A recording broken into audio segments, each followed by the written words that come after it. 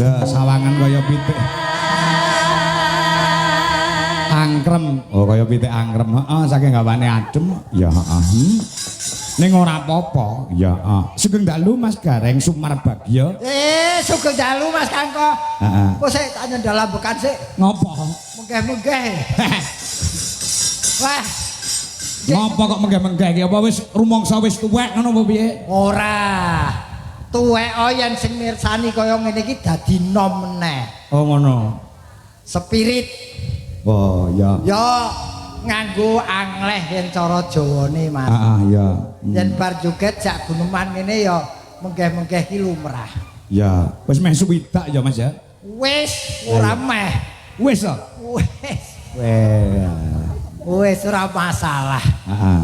Siap kalau saya itu. Heeh. Masyarakat tumplek-blek wonten ing Sanan. Niki nggih namung warga Sanan tok. Enten desa liya mboten, Pak? Nggih.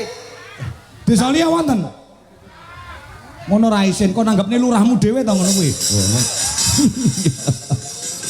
Oh ya ora. Wong nanggap wayang kuwi ya gumantung hati nuranine dhewe-dhewe. Betul, ora kena dipaksa ya, Mas. Ora. Heeh. Ya ning ya kabeh mau ki ya pemerataan. Mosok kene nanggap desa liya ora ya kebangetan. Lah iya. Iki ora maksa mung jawilan. Wah ngono heeh. Wah aku kuwi seneng kura jamak. Sebabe apa, Mas? Lagi iki lho aku gareng kok tanduk lagi iki aku. Tanduk piye? Lah tahun wingi ya saka kene saiki rene neh iki. Mbok pendak tahun Mbak Lurah. Bisa tak jagake nggo lebon omah. Ning kabeh mau ya mesti ana watese. Ora kena diaya wong iki ya mergo berbudi bawa leksanane Pak Kades. Iki wingi nimbali saiki nimbali meneh. Ya. Ya alhamdulillah ora jeleh. Ya. Malah nyedulur. Lagi teko wis dimanggake urung tak singgung iki lho wis ditukokke rokok karo Pak Kades. Apa iya? Wedile mau garapi kok, Dik. Lho aku ki ngono ki mung ngrakete pas sedulurane wadene urung kok wis dikeki iki saya raket. Oh. Iki nggih matur nuwun dipun timbali wilujeng dalu. Assalamualaikum warahmatullahi wabarakatuh. Waalaikumsalam. Nggih elek-elek ngaten kula dipun tresnani kalian Pak Kades dipun timbali melih jan wah Pak Kades ki piyayine kalem ning mentes ya. Mula ya bener yen dipilih nganti 2 periode iki ya wis bener iki. Nggih. Mula aku ya nyengkuyung pamangka periode ketiga beliau dipilih meneh iki tak sengkuyung. Perune iso ana sing tak jagake ngono. Ya ora aku tok kowe barang kuwi kok. Iya. Betul. Oh. Heeh. Jenenge wong ditimbali iki matur nuwun iki lho delok. Iki sing entuk dhuwit ora awake dhewe tok lho Mas. Lah terus apa Mas? Kae PKL kae ya entuk dhuwit. Pedagang kaki 5. Kae sing jaga parkir kono ya entuk dhuwit. Heeh. Berarti iki pemerataan ekonomi. Heeh, ya. Lho ngene iki ora mung ujube mung bersih desa. Ning yo pemerataan ekonomi barang. Lah pertanyaane iki pertanyaane. Ana sing ngarani bersih desa, ana sing ngarani sedekah bumi, ana sing ngarani apitan. Ning aku luwih condong yen iki disebut ya terserah ning aku luwih condong mergo iso tak tegeske iki diarani sedekah bumi utawa sedekah desa. Oh, kok iso ngono, Mas? Nah, dasare apa? Kok diarani sedekah bumi utawa sedekah desa? Mergo yen aku mengartikannya dalam arti sedekah. Sedekah seki sebagai rasa wujud syukur. Bisa dengan harapan tahun depan rezekinya bertambah. Amin. Kah kuwi saka tembung berkah barokah rezeki yang diterima oleh warga desa ini. Oh, Bu. Kok Bu toh? Lah sedekah bumi? Sedekah tok. Oh, sedekah tok lah. Lah ora dibacane sedekah bumi apa sedekah desa ngono? Ora, iki sedekah iki sing penting. Oh, maknane sedekah. Heeh. Dadi kaya panjenengane Pak Kades ngene iki. Lah ya iki yen iki tak terjemahke. Hah? Kades ki apa artine?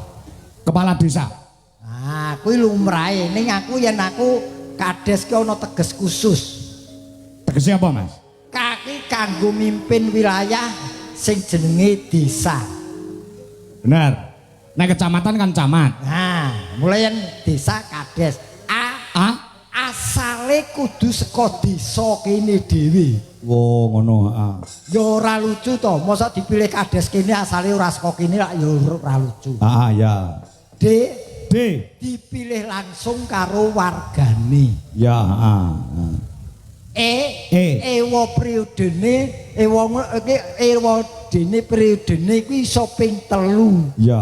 Yen beliau lagi ping pindho iki iso ping 3. Ya, S sejahtera rakyate maju desane sing digayuh. Ya, ora mementingkan kepentingan pribadi, ning mementingkan kepentingan masyarakat, rak ngono.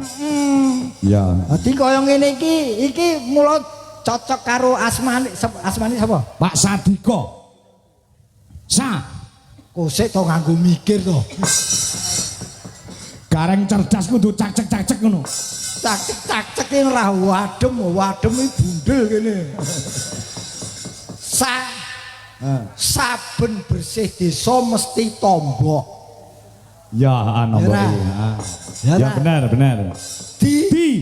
Diniati asal wargane seneng desane tentrem. Wah. Kaya ngene kok nganti ora pring 3 iki kebangetan. Ya. Oh. Ya. Sadiko. Mula kudu ping 3 iki. Nek Sanan Mas, desa Sanan. S. Saben bersih desa mesti wayangan. Akeh dalan sing dipilih ya mung Anom Dwija Kangkok. N. Nek ora kleru kowe wis ping 3 iki. Bola bali. Nah, nek aku keling aku 3. Amrih gayeng nganggo gareng wayang wong. N to iki? Ning aku lagi ping pindho iki. Lagi ping pindho. Pamangka hitungan Jawa kuwi genepe kudu ping 3. Oh. 1, 2, 3. Mula dongaku beliau kepilih melih supaya aku itu diundang meneh. Wong donga ya entuk wae. Aku seneng lho lagu-lagu kemerdekaan kaya mau iki. Sing ndi? Iki mau sing dinyanyekke 17 Agustus. Iya. Samane sapa lagu kebangsaan utawa lagu-lagu kemerdekaan? Ya aku iso nih wong aku ki telacere Jawa masuk mau nyanyi lagu kebangsaan. Lagu-lagu sing semangat mars ngono ki basa Jawa. Basa Jawa. Lho, apa iso lagu mars kebangsaan dibasakne Jawa? Oh, wong golek duwite apa wae iso, Mas. Contone, halo Bandung.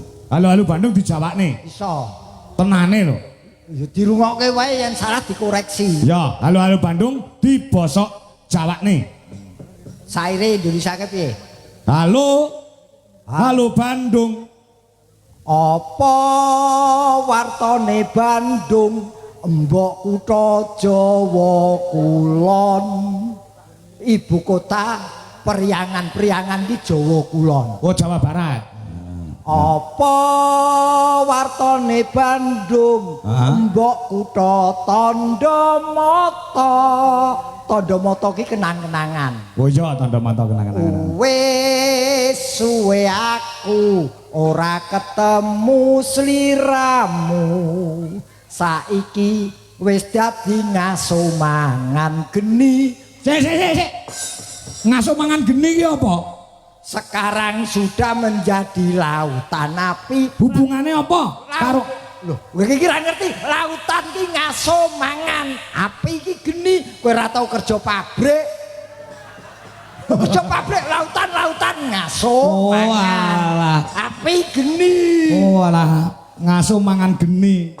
Wong kari salare kok geger lho. Ya, terus saiki wis dadi ngaso mangan geni, yo anak pring rebut meneh greng-greng. Sik anak pring ki apa? Mari bong-bong ki anak pring. Iya. Oh iya. Mari bong rebut kembali. Kowe lagu Mas e ra nyandak lagu alus saya ngerti ya. Sing lagu apa nek? Sepasang mata bulan ning dijawake. Lha lah apa iso? Hampir malam di Jogja, kayak dijawake iso. Contone Surup-surup ing Yogja. oh hampir malam ki surup. Surup. Ah. Waktu iku sepurku tiba. Kok sepur tiba lho? Keretaku tiba iki lho, tiba basane Jawa tiba. Kok guyu? Tiba iki basane Jawa apa? Tiba ki kejongor. Datang. Keretaku teko. Teko. Blereng-blerenge hawa. Hah? Jenggelek aku mak betunduk. Sik. Jegelek aku mak betuntuk ki apa? Terkejut aku tiba-tiba kuwi basane Jawa jenggelek aku mak betunduk. Lah. Loro mata amandeng kaya arep ngucap ayo miyaku kusuma saka tumindake dosa muka greng. Kok tekan dosa muka barang? Daripada si angkara murka itu dosa muka kowe jane dalan ngerti lah wayang. Wah dalan goblok marai.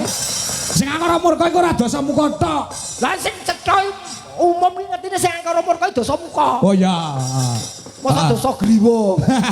Ya wis, manut karo dalang anu gareng tuwek manut. Oh dikandani diajari pinter kok angel. Lah iki Bali. Iki nang dinggon tak tokke. Apa? Sebagai isian. Bola balian pitulasan. Hah? Pekeke mesti merdeka jane merdeka kuwi tegese kepiye? Merdeka iki tegese yo terluar dari penjajahan negara lain. Nah, kuwi bener ning kurang bener. Hah? Merdeka kuwi ana jlentreh merdeka. Meraihnya dengan pengorbanan yang luar biasa. Tak garis bawahi. Meraihnya.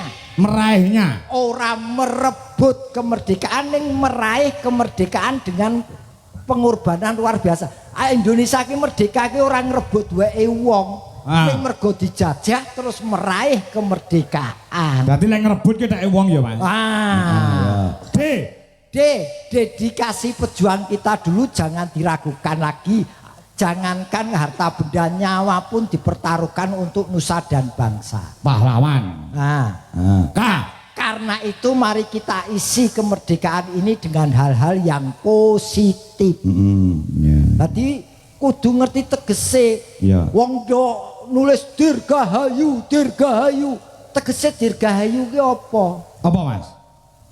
Dirgahayu, dir kuwi direksa. Dijogo sawise merdeka dijogo. Aja dijajah meneh. Iki garapen tegese dibangun. Hayom tentrem kahanane. Yuwono Lestari Widodo saklami-laminya. Lho, dadi kudu ngerti ngono. Wong ya ning ya penemune wong dhewe-dhewe iki penemuku dhewe, Mas. Ya, untuk memperjelas artinya ngono lho, Mas. Nggih, dadi supaya ora sasar susur. Nggih.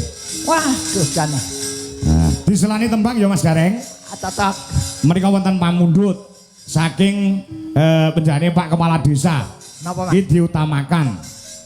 Nggih, Mas Kangko berserta krunya dan Waranggono minta lagu Podang Kuning Caping Gunung Dijenglengke. Kagem jane Bapak Haji Sujono sak keluarga. Kagem seluruh masyarakat wonten ing Sanan. Kagem Pak Bupati saha wakil. Ya, kagem semua Bapak Dewan DPRD Kabupaten Nganjuk, juga kagem semua Bapak Kades, so Ibu Kades sekecamatan Pace. Aku sing tak apali Pak Sujono tok. Oh iya. Samene sing tak apali Pak Sujono tok mergo tahun wingi kayak aku rokok sak srop. Aja eling ta. Ah bencane mboten saged rawuh amargi bubar operasi, Mas. Oh nggih. Nggih. Anu mugi enggal senggang. Nggih.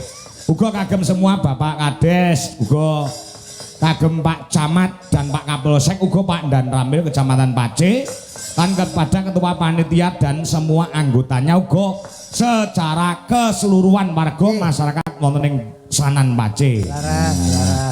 Maringi dhuwit 300.000, matur Mbah nuwun. Lumayan. Sadika. Balik duwite wayang Bali. Yo nanjane sinjen sing Cik Nona ya. Aku nona gelem nyonya yo gelem. Iki niken wis mlebu rene ya Bu ya. Oh sik salin. Oh ya, sik salin. Heeh. Sik adus. Ngenteni Sik adus. sik adus. Ayo Wanda. Ya, Wanda karo sapa jenenge kuwi? Okva. Ya. Jaturi jumeneng. Oh, ngono. Sing di. Bocah sing di. Tak pilihke sing sik perawan-perawan. Perkara perawan karo ora aku ya ora ngerti. Iso ora Pak De ngecek cah wedok tanpa disentuh perawan lan orane iso dicek ora ngono. Wah, piye ya? Aku ki mare ora kulino teori ya, aku kulino. Nah, aku iso. Aku praktek kok. Nah, aku iso ngecek sinden 8 ki perawan lan orane iso. Carane Gawa ning pinggir kolam renang. Kok nyemplung bareng. Blung, angger blung kok, Mak. Blekuduk. Berarti wis ora perawan. wah, Iya, cah loro iki Okwa karo Wanda ki tau gak cemplungne nggon kolam renang. Blung cah loro. Blung. Blas ora mblekutuk. tegese Ora mblekutuk blas ora nyuwara, jebule ditempel karo lakban dadi. dah apa ora perih. Wah, iku yen bojoku sing dicemplungke apik kuwi. Apa? Bojoku mlebu nang kolamno blung wos. Rega lemu ya. Ah, tandane wah jan cah saiki iki lho ayu-ayune ra umum ya. Heeh. Iki cah kaya ngene iki dipangan sesasi rantek lho. Dake apa dipangan? Tegese disawang dipangan. Disawang. Karyane. Nun sewu, Nduk. Nggih. Jenengmu sapa? Bene ditepung karo piyayi kene. Nggih tepangaken nami kula Okvalica. Apa? Okvalica. Kuwi jeneng ngendi to jane iki? Kuwi cah Sidoarjo kok. Oh, Rica-rica. Nes. Rica-rica. Lica. Apa? Lica. Lica. Lica. Nggih. Ayo. Okvalica. Ok jenenge apa artine? Ayo. Kelahiran Oktober. Ya ra? Nggih, leres. Ya ra? Ala ok iki kelahiran Oktober. Ah. Fa. Familiar, gampang serawung. Wah, li. Lincah lan gesit bocahe. Bener, ora mung nembang nari ya apik. Ca. Cantik. Ya. Napa Pak De? Ora aku ngode ngono ki lho. Ngode. Anu candi Nduk, sayang. Sidoarjo. Wah, Sidoarjo. Sekendi Sidoarjo Nggih. iki. Rono nggih. Sidoarjo. Nggih. Nun sewu isih sekolah apa wis omah-omah? Kula sampun lulus Pak De. Saka ngendi? Isi Surakarta. Oh, isi Surakarta. Wis makarya apa urung? Dereng. Wis wong wis nyinden kok. dereng. Wong nyinden ora makarya. Nggih. Rumangsamu rene iki pindah turu apa piye? Dalam. Wis duwe bojo apa urung? Dereng. Anu, pacar. Dereng. Sekseni danyange kene. Lah iya. Ayo. Ayune kaya ngono kok ora Dereng pacar. kalih kula. Apa? Dereng kalih. Lho kowe iki pacar apa nguntal pete? Pacar kok dereng kalih. Ya wis ra apa-apa ya, dilakoni kanthi sekeca. Ning anu Mas Gareng. Apa? Kuwi kelahiran Wonogiri. Dadi ceprot lahir ki ning Wonogiri. Kowe iki lho kowe tunggal darah, tunggal banyu karo aku. Oh nggih ta. Wonogiri aku ya Wonogiri. Oh, Wonogiri pundi, Pak De? Hah? Pundi Wonogirine jenengan? Biyen yen urung pindah sik Ngadirojo. Oh, Ngadirojo. Heeh. Wonogirimu ngendi to, Pak? Kula Wuryantara. Wuryantara. Nggih. Oh, Wuryantara. Oh. Bupati Medion. Sapa? Pak Wur. Oke, Pak Hari Wuryanto. Oh iya. Anu, dikepenake tak nepungke sedulurmu. Nggih, Pak. Iki lho idolane yoga-yoga Dwija Laras Indonesia adalah Mbak Wanda. Sing marai menarik iki celakane. Celane apa? Munjuli saka mripate. Kuwi gen apa to ngono kuwi? Dicelaki gen muncul saka mripate. Gen ketok yen duwe mata. Jenengmu sapa? Nggih, derek pitepan ya Pak Dik. Ya nderek Mas Kangko, ora nderek pitepan. Derek pitepan, derek kenalan. Kenalan. Nggih. Jenengmu sapa? Nami kula Wanda Amara. Wanda Amara. Wan. Iki ya diterjemah. Iya no, carane iki ora adil no. Wanita toan iki mesti suarane apik. Wah, ya. Ndak. Dah, wis dah. Dari kecil pancen wis sinau nembang. Ha to? Ndak. Kan cilik to lek muso nyinen. Nggih, Pak. Lho piye? Dadi kecil wis nyinden.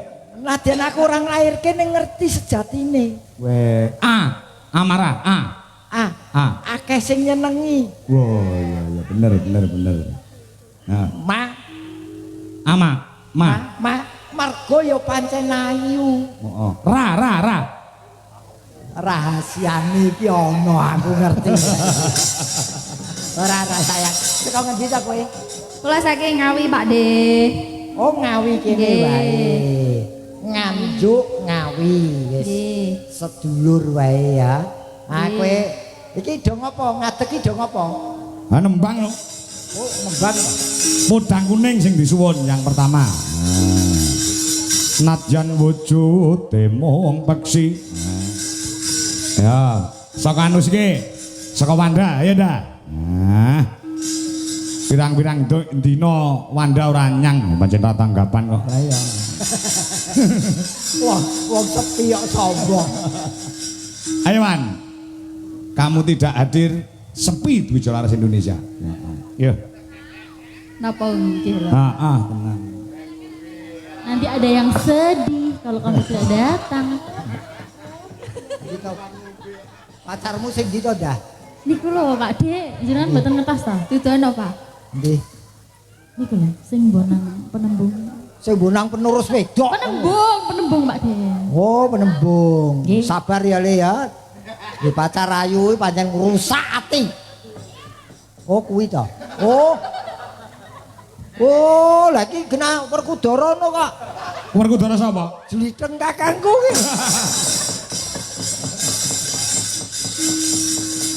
Nah ini yang ditunggu-tunggu oleh masyarakat wonten ing Pace. Monggo sing panjenengan tenggo-tenggo sampun rawuh, tepuk tangan dulu untuk Nduk Niken Salindri yang baru hadir. Ya anake sapa nyusul ki? Ya, ayo Wanda, Nadyan, yuk. Nadyan wujuh temong peksi. Jos ora. Wis ayu, suarane apik. Iso nggo jikuk kendaraan ngene iki. Terus dah.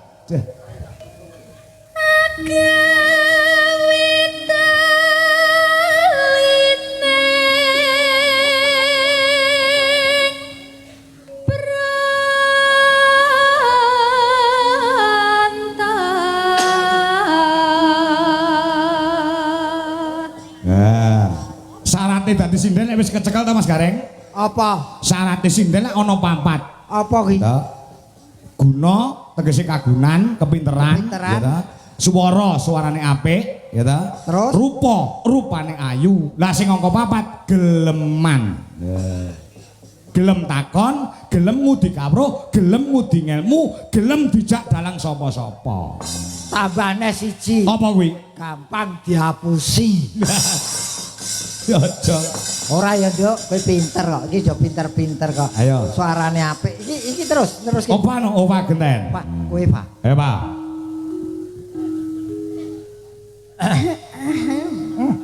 Jegok barang. Alus manis nyengsem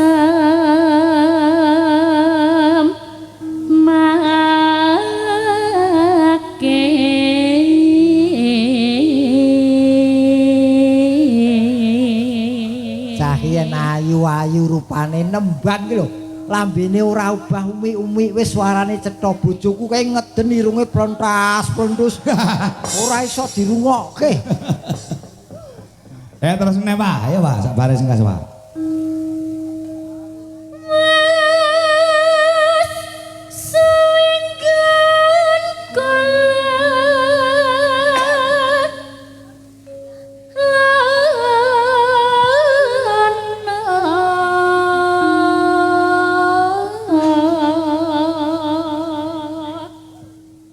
Ayo ganti si Wanda, iki uga ana WA saka dulur lanang Mas Ruki saka Nganjuk. Derek nyimak saking kidul panggung bersama pemuda Karang Taruna Melandangan. Kidul nyuwun gending napa mawon sing penting digarap Samboyo. Siap menika sampun transfer 200.000. Menika mengki garap Samboyo Mas Ruki. Oke, nggih. Ayo ndak. Ya. Golek isi podang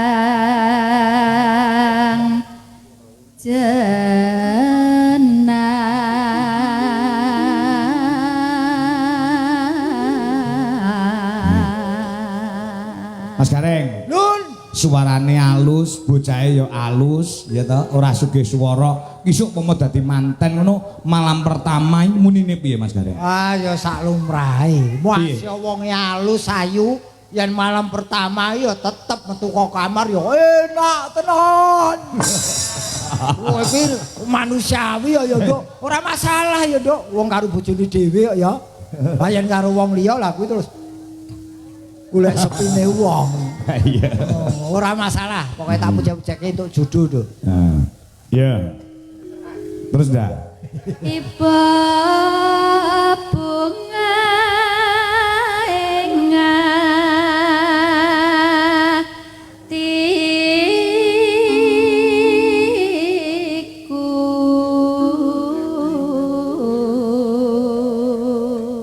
Opa. Nah. Ya.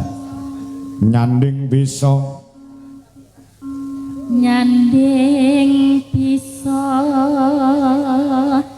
dadi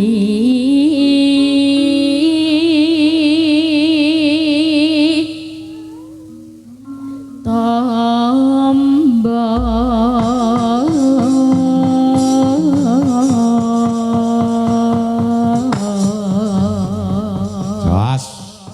Tak aturke salam muga kanggo Mas Dalang Simon saka Sragen sing menyimak wonten ing dalem. Oh, ngono ya.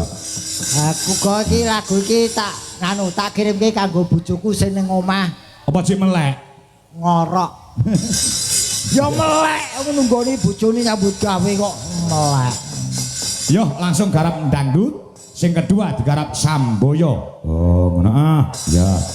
Bengi iki wah iki waranggonane ana 9 lho. Oh, awake dhewe biasane nggawa 7 utawa nggawa 6 ning iki tak turai untuk masyarakat Sanan. Oh, ngono ah. Ya. Nggih. Yo, kaya apa buka saka kendang, Mas. Yuk.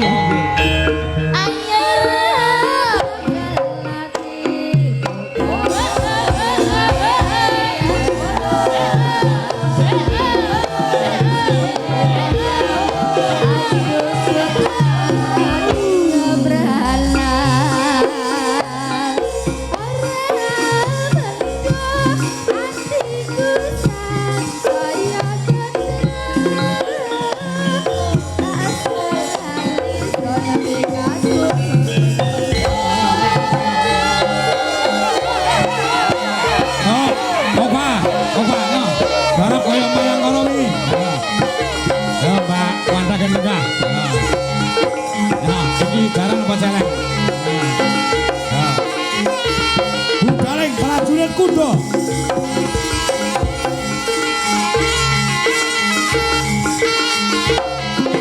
Ayo, balik belok.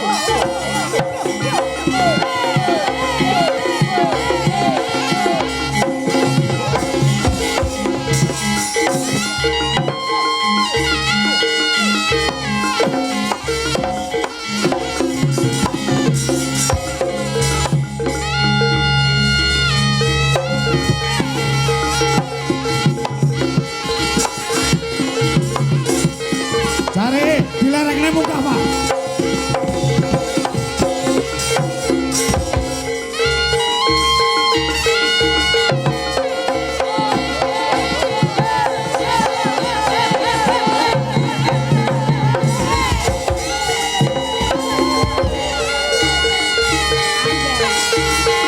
Ayo, mari belok, ayo.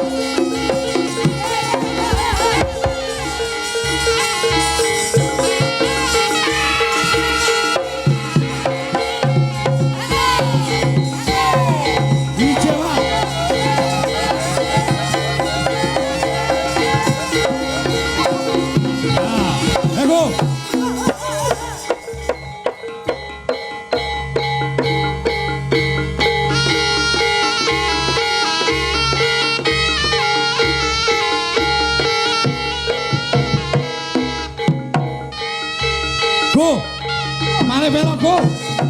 Woi, ayo budaya prajurit kuto, mari belok ayo mayang alam yuk. Ayo.